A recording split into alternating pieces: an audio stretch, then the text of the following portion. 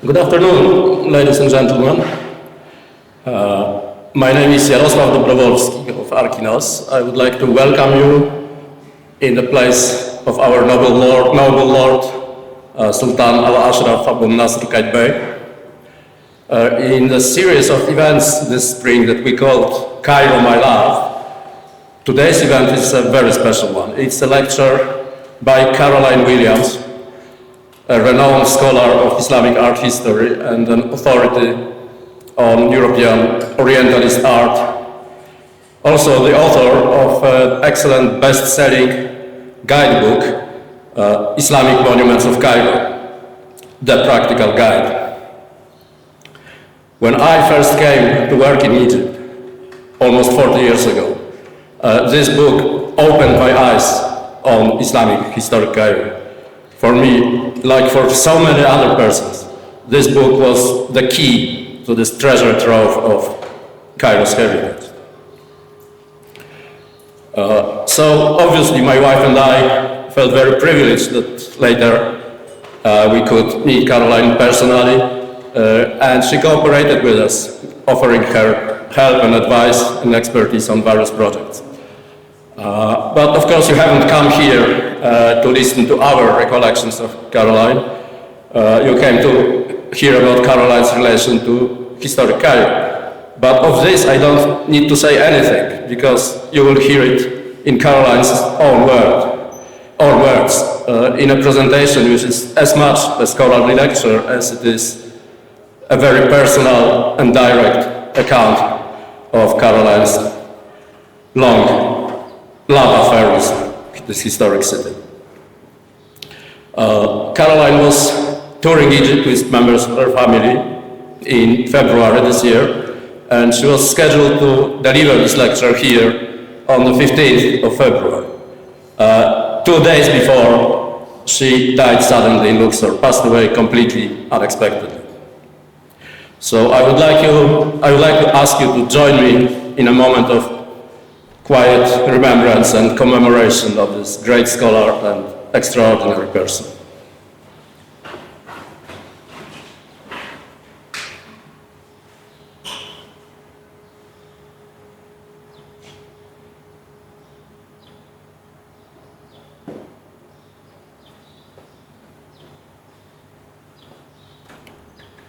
Well, thank you. Agnieszka will now read Caroline Williams' lecture. Caroline's family very generously provided us with the full notes that Caroline prepared for this lecture, full text, annotated text, and captioned images. So you will hear the presentation exactly as Caroline intended it to be. Agnieszka. On a 6-month trip around the world, I arrived in Cairo in 1961. Christmas Eve, with nothing else to do, I bought a ticket to the Sun et Lumière program at the Citadel. It was a memorable performance. I was the only person there, the only person sitting below the towering dome and the slender minarets of Mosque of Muhammad Ali. As the main lights dimmed and the turrets and walls of the massive enclosure were illuminated, a voice in modulated and accented English began the historical narrative. Ahlan wa sahlan, welcome. Salahuddin himself, the great anti-crusader, spoke directly to me, his exclusive and personal guest. I was riveted, and as I felt my hair rising, literally electrified. I can't remember now the specific words of the program, but the overall effect was so compelling that a few years later, after acquiring a master's degree in Middle Eastern history from Harvard, I returned to the city to study its art and architecture at the American University in Cairo. The medieval Islamic city of Cairo had been discovered already by Western Orientalist painters in the 19th century, who painted it novelty, and then later in the early 20th century. by collectors of Islamic artifacts and scholars of Islamic monuments. Even so, by the mid of 1960s, when I arrived, Islamic art and architecture was still a field in its infancy, a barely defined subject. There were few textbooks from which to learn. As students, we made our own notes and drawings. Photographic aids were rare since President Nasser government surveillance, superstitious and suspicious citizens, low indoor lighting and bad local development made photography problematic. There were a few maps or portable books to guide us around the steps and alleys of the medieval area. We did acquire the Monuments of Cairo map, published in 1948 by the Ministry of Awqaf or Endowments. But in 1966, only the Arabic version was available, a map in 2 pages, each 112 by 80 centimeters.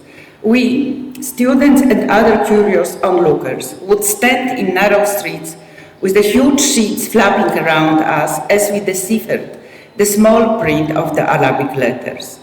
Friends who lived in Zamalek and Garden City had never heard of many of the mosques or buildings for which we were looking, nor could they understand where I was going and what I was studying, and why I was tramping around parts of the city they found squalid and forbidding. Individually and actively thus, we were forced to find our own way to the continuum of monuments we wanted to study. In this way, we became intimate with the old city, its fascinating architectural heritage, and its welcoming inhabitants. The 1960s were a wonderful time to be in Cairo.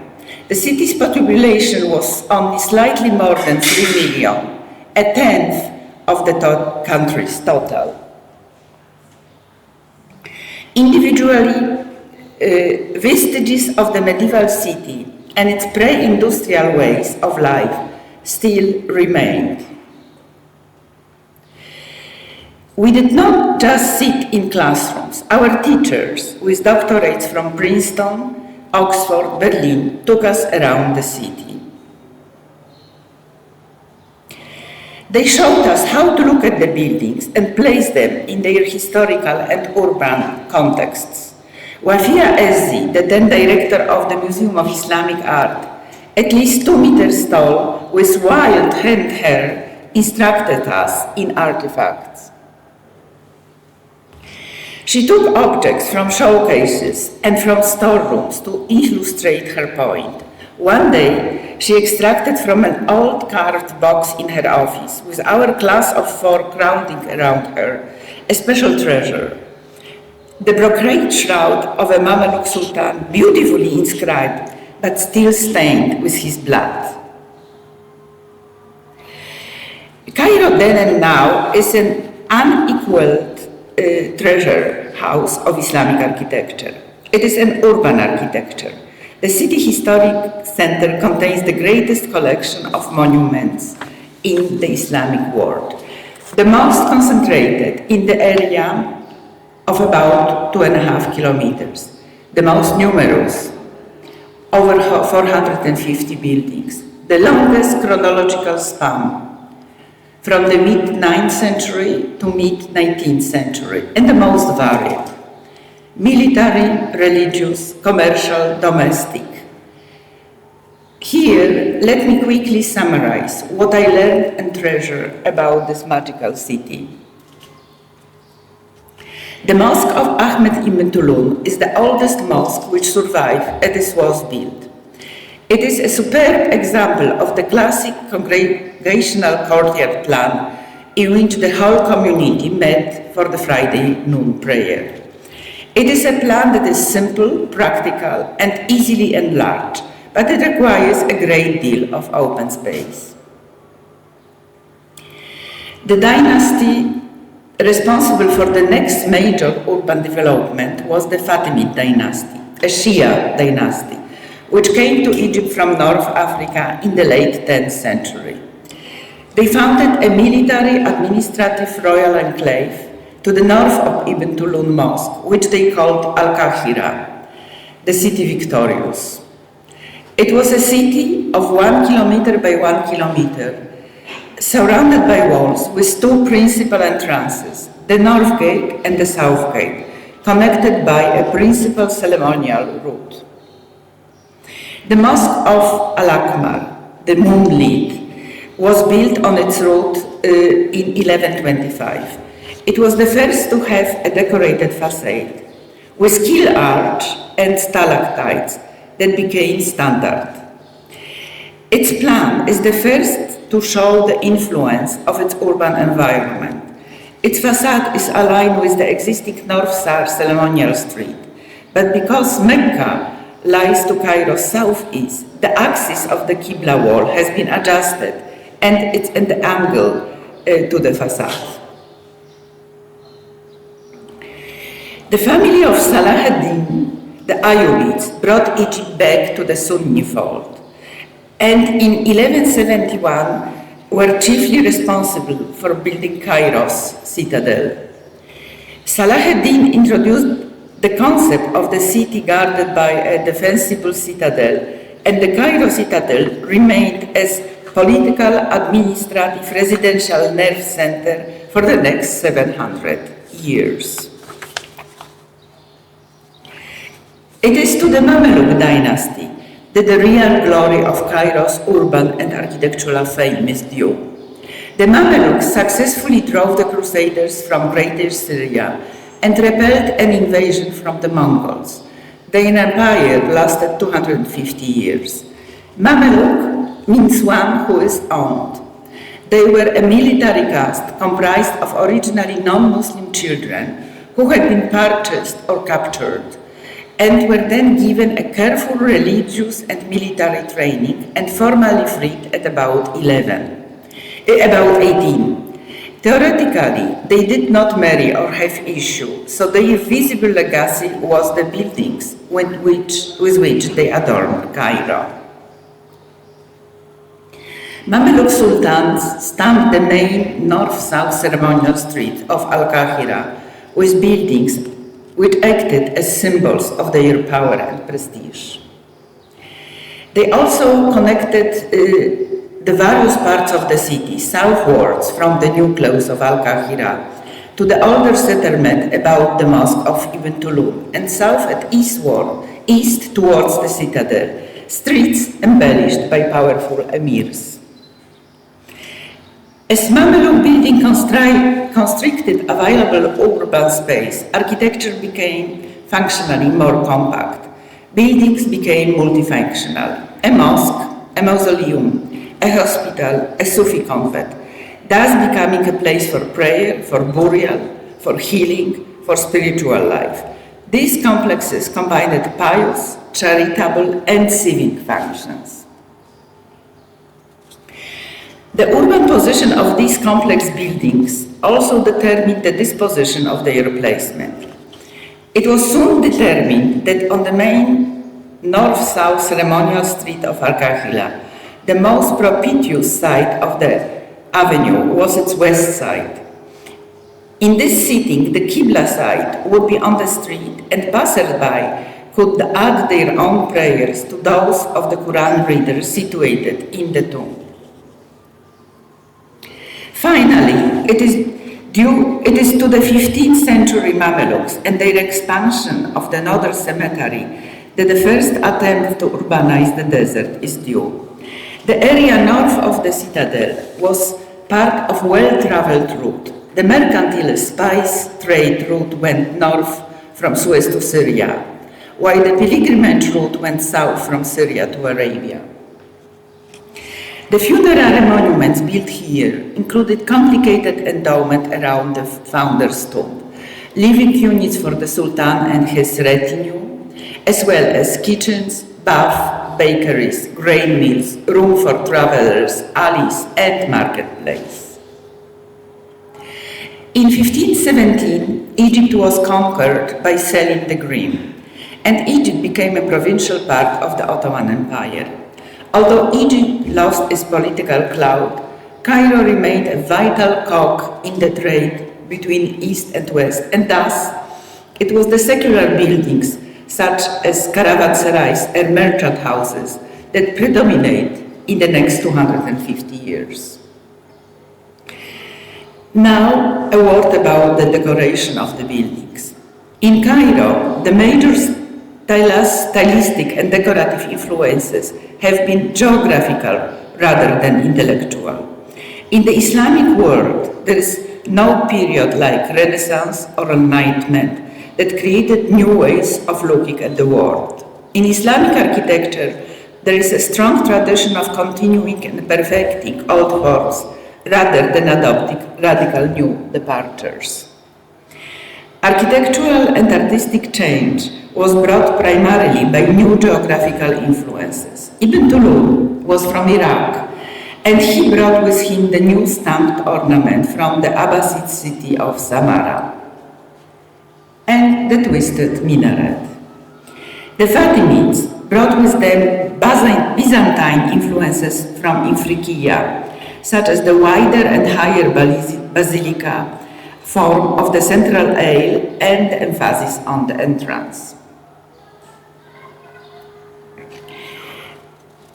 In the Mamluk period, the main influences came from Crusader Syria and from the craftsmen who, displaced by the Mongol sweep across the Asian mainland, came to Cairo in the 13th and 15th century. We see this in the Gothic elevation of the facade panels and the mosaic decoration of the mihrab of the complex of Sultan Kalaum. These geographic influences overlay the basic elements of Islamic decoration: calligraphic, arabesque, and geometric ornament. The Quran is the word of God, and verses from the Quran are dominant ornamentation of a mosque or religious complex. There are many beautiful forms of the script. Arabesque and geometric ornament were adopted and adapted from Byzantine and Sasanian empires, into which the Muslims quickly moved and conquered in the 7th and 8th centuries. Arabesque is based on plant forms in which leaf and stem create continuous, undulating, interlacing patterns. Geometric patterns are also repetitive, but they are based on mathematics, order, and rational expression. These three elements are given additional substance by the color and the material in which they are executed. For example, in Mamluk Cairo, it was a geometric ornament and the natural colors of marble that predominate. In Safavid Persia, it was arabesque ornament and the brighter colors of tile that are its hallmark. Morocco also used tiles, but the craftsmen favored geometric ornament.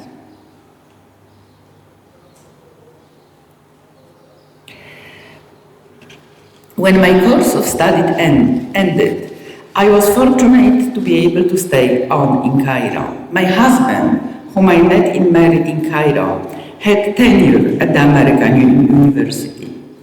By 1981, there were 9,000 Americans in the city.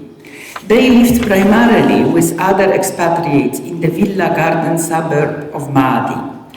The ambassador's wife felt it would help them over culture shock if they were given an insight into Cairo's glorious past, and I was happy to oblige with lectures and tours.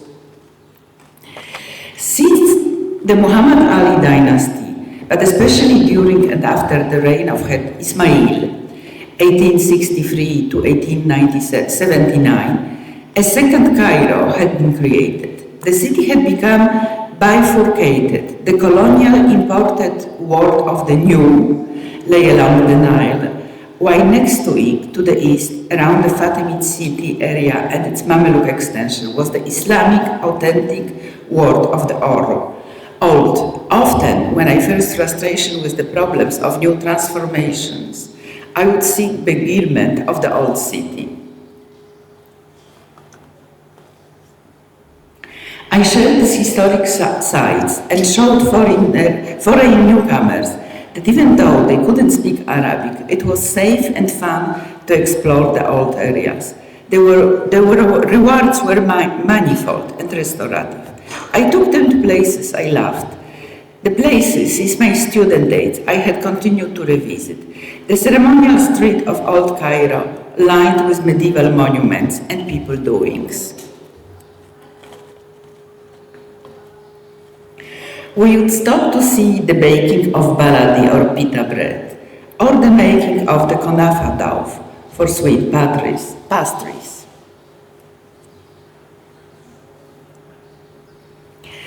We would go to the Hamel Halili, the bazaar area, which was the prototype for the modern mall.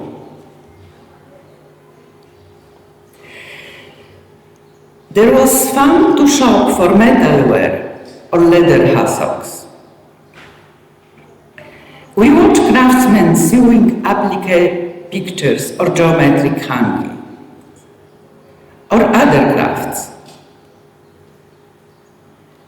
or making furniture, or ironing. We went down narrow streets to see the old Ottoman houses, with their practical, sensible, and beautiful domestic arrangements. And saw more modest buildings decorated with stages of the owner pilgrimage to Mecca. Sometimes the street with the setting up of a tent area will become a reception area for funeral condolences. We would watch the ladies' shop for food or for clothes, or just people watch. When we were hungry, there was the Egyptian pancake stall.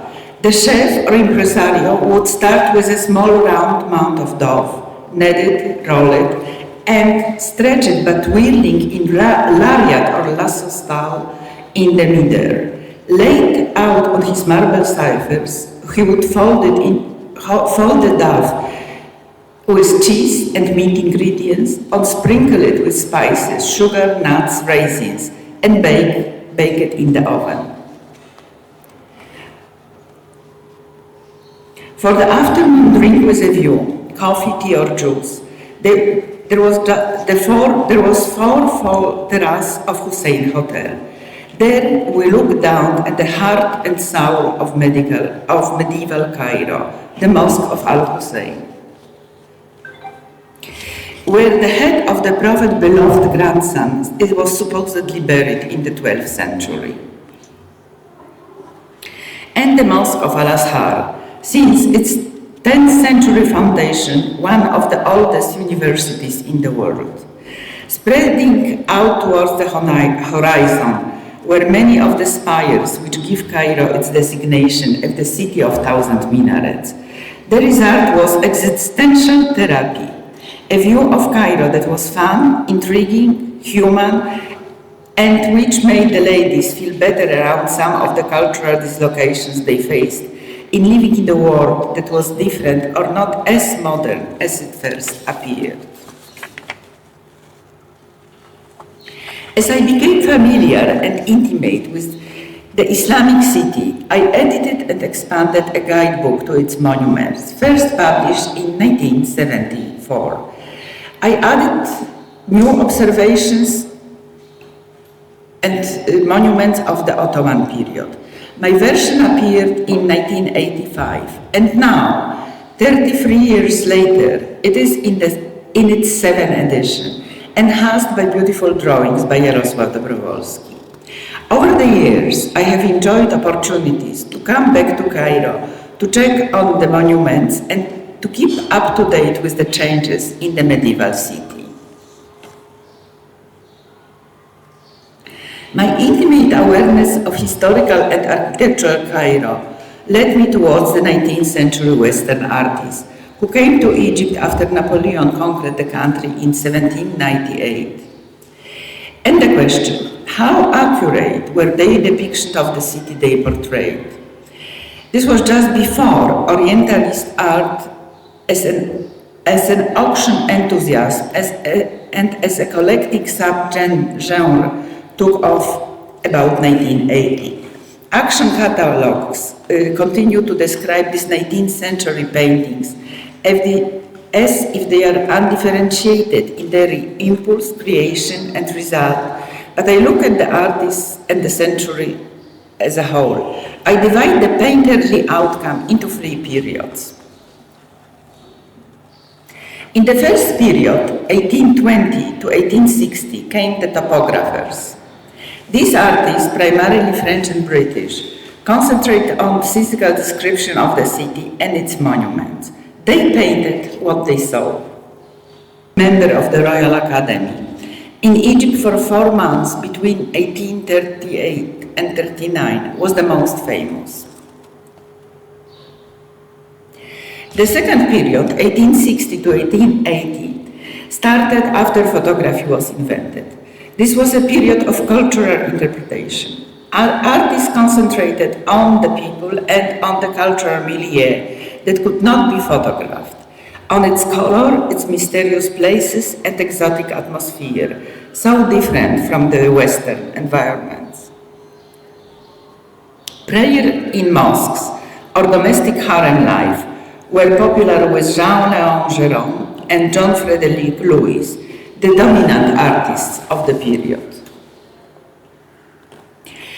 The third period, from about 1880 to 1900, Cairo attracted artists from all over the Western world. While these artists visited Cairo, they mainly returned to their studios in Paris or Rome, where they engaged local models and painted scenes remembered or constructed with artifacts and costumes they had collected in Cairo. In this period, the main painters were Ludwig Deutsch and Rudolf Ernst.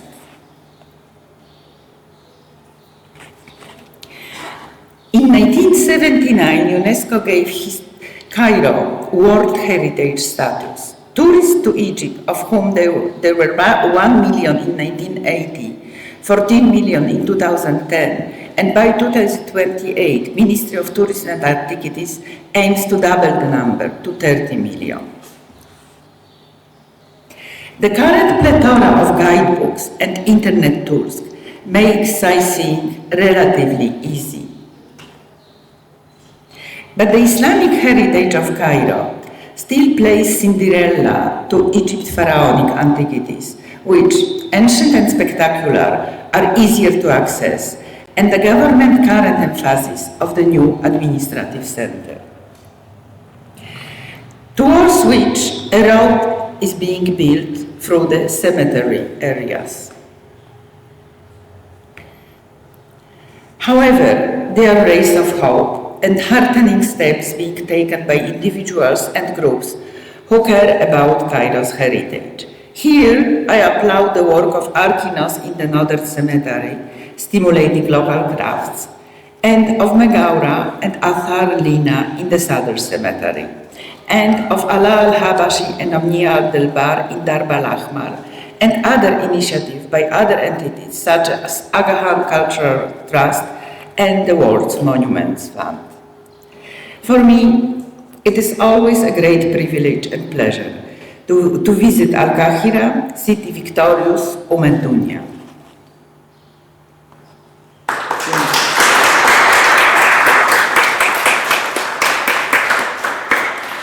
Since we are not able to take the questions because Carolina is no longer with us, I would like to invite you to a table by AUC Press, where her book is available. And I would like to give floor to Mr. Thomas Willshire, the Executive Director of the AUC Press, who will deliver his remark.